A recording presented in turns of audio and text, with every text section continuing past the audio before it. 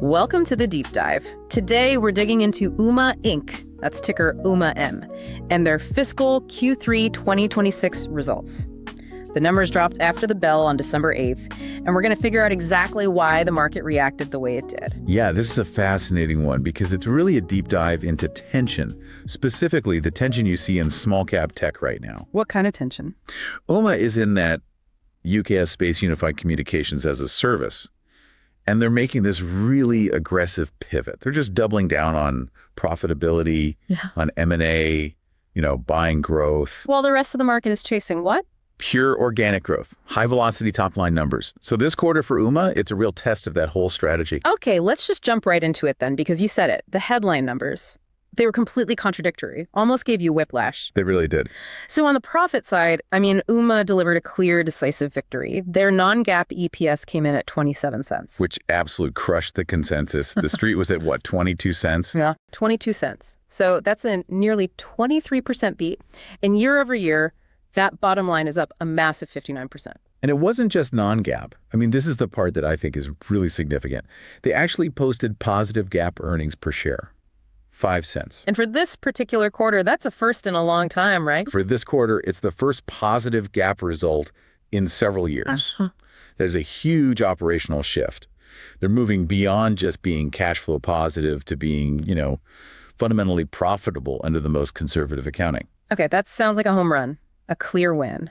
But here's the other side of the coin, the thing that just overshadowed everything else. The top line. The top line. Revenue came in at $67.6 million. That was basically flat against consensus estimates, and it's only 4% growth year over year. It just didn't have that wow factor. Right, and that small miss on revenue paired with what was seen as slightly cautious guidance, that's what dictated the entire market reaction. So even with that incredible EPS performance, the stock just got hammered. It did. Traded down almost 12% the next day. And what that tells you, loud and clear, is that right now, investors just aren't rewarding profitability alone in these smaller tech names. They want to see that durable, accelerating top-line growth. So let's dig into that profitability, because if the market's ignoring it, maybe we shouldn't. The numbers are impressive, and they show some serious discipline inside the company. Oh, absolutely. And what's fascinating is how deliberate it all is. Non-GAAP net income was a record $7.7 million. That's up 67% from last year. And adjusted EBITDA. Also a record, $8.6 million. That's a 50% jump, pushing their EBITDA margin up to 13% of revenue. They're firmly in the low teens now. And that doesn't just happen by accident. I saw operating expenses were down, $1.4 million year over year? They were. And the specific line item that stood out to me was R&D.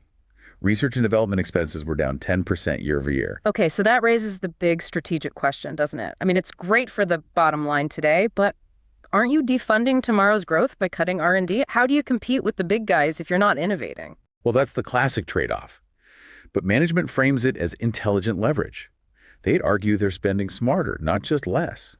That huge EPS beat came from that optimized R&D spend, keeping a really tight leash on sales and marketing. Which was down to just 26% of revenue. Exactly. And leveraging internal efficiencies. Their goal isn't to innovate everywhere. It's to specialize in these high-margin segments and then go out and acquire scale. And those R&D savings help fund that, I guess. It shores up the balance sheet. It does. The cash generation story here is really strong. Record operating cash flow, $8.1 million in Q3. And they've been using that cash to aggressively pay down their liabilities. Right. They're basically debt-free now. Effectively debt-free. They paid off around $18 million in debt over the past 12 months. And that's all groundwork. You clean up the balance sheet so you have the flexibility to make these aggressive M&A moves. Okay, so they're masters of the margin game. But if the market wants growth, where are the seeds for future revenue? The business segment grew 6%. What's driving that? It's really two things right now, AirDial and AI. AirDial is probably their single most important organic growth lever. For anyone who doesn't know, explain what AirDial is. It's for POTS replacement, right? Exactly. POTS, plain old telephone service. We're talking about those old legacy copper lines. Carriers are shutting them down, and customers, especially businesses with fire alarms, elevators, security systems, they have to switch. AirDial is that cellular-based replacement. It's a huge opportunity. It's driven by necessity, not the economy. And they said bookings hit another record this quarter. Another record. And they signed 9 new resale partners in Q3, which was their strongest quarter ever for building out that channel. And some of these partners are a very big deal. They are. I mean, this is what validates the whole strategy. They announced 2 huge contracts. First, an exclusive deal with a top-tier national cable company that's set to launch in Q1 of next year. And the second one? An aggregator contract. This one covers about 100,000 business and 10,000 residential copper lines for resale. When you sign a deal that big, it tells you the market sees your tech as the go-to solution for these massive transitions. Okay, we have to circle back to the timing on that because that's what they blamed for the cautious guidance. But first, what about hospitality? That seems to be another key area. It is, and it's accelerating for the same reason, that shift away from copper. Ooma Enterprise landed its biggest hospitality win ever. A huge Las Vegas hotel, nearly 1,000 rooms. So they're ripping out old on-premise phone systems and putting in cloud solutions. That's the secular tailwind they're catching. These big customers are finally ready to upgrade their old infrastructure. And on the innovation front, a little bit of AI sprinkled in. Management confirmed new features are rolling out early next year. Things like sentiment analysis, conversation insights. Yes, and crucially, they're putting those features into their top-tier plan, the Pro Plus tier.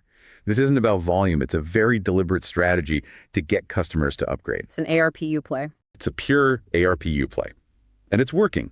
Their average revenue per core user hit $15.82 this quarter, up 4% year over year. The AI is just another tool to keep that number climbing. So we've got solid efficiency and these focused organic growth levers. But the real story, the true inflection point for Ooma is M&A. It's a huge bet they're making. Management is explicitly framing it as the most cost-effective way to get scale, cheaper than just hiring a massive sales team. And they announced or closed 2 huge deals right around the earnings sprint. Huge. First was FluentStream, which closed on December 1st. They paid $45 million in cash, funded by a new loan. And that's expected to add, what, $24 to $25 million in revenue? Right. And get this, $9.5 to $10.5 million in adjusted EBITDA. That's before any synergies. It's a cash cow. And the second one is phone.com. Phone.com, yep. Definitive agreement's been announced, should close this quarter. That's about $23 million in cash and a loan. It adds comparable revenue, about $22 to $23 million. But the EBITDA contribution is much, much smaller. Much smaller. Only about $500,000 to $1.5 million annually, pre-synergies. And that contrast tells you everything about their M&A philosophy. How so? FluentStream is already a high-performing, super profitable business. So with them, management is saying, go slow, don't break what works. They're buying clean profit and scale. And phone.com. That one feels more like a strategic play to beef up their e-commerce channel, maybe find some R&D synergies. It suggests a heavier lift on the integration side to get those margins up. Okay, so let's circle back to the central mystery here. All these strong moves, record profits, big M&A. Why the sharp sell-off? It has to be the guidance. It's all about the guidance. And it was so mixed. The bottom line guidance was fantastic. Superb. Q4 non-GAAP EPS guided to $0 to 32 cents, well above the street. And for the full year, they raised their non-GAAP EPS guidance sharply. They're now guiding to $1 to $1.02. That puts them on a $1 plus run rate. That's a massive inflection point. The big but. The revenue guidance was cautious. Very cautious. The full year number, $270.3 to $270.9 million, was just a bit shy of where some on the street were, around that $273, $274 million mark. And what reason did management give for that softness on the top line? It was tied directly to AirDial, specifically the timing of the installations. They basically said the new deals are bigger and more complex, and then you have normal seasonality.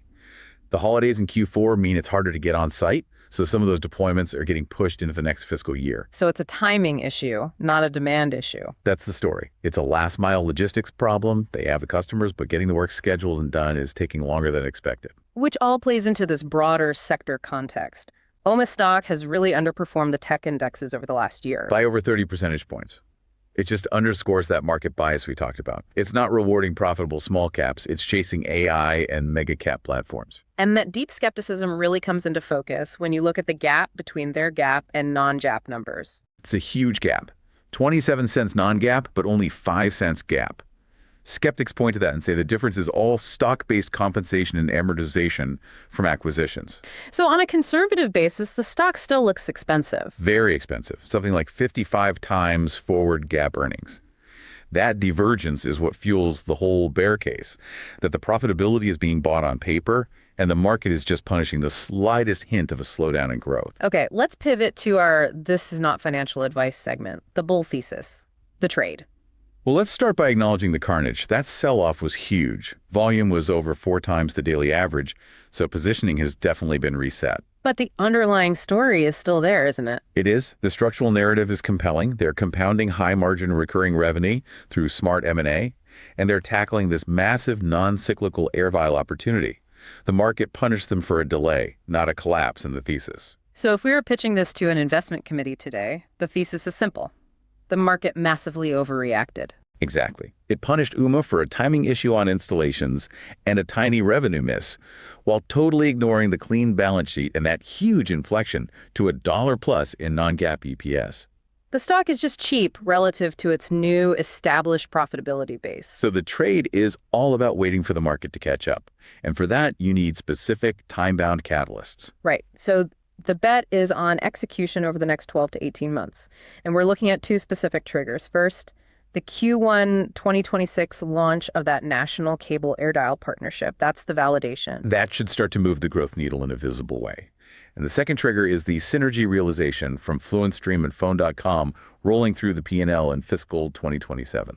So if management can just nudge organic revenue growth into the high single digits while sustaining this high teens non-GAAP EPS growth, the stock should re-rate significantly from here. That's the trade. Okay, so to recap our deep dive, Ooma is absolutely succeeding in its pivot. They're building scale, they're building profitability. You see it in the record cash flow and the aggressive M&A. But that crucial tension that caused the sell-off remains.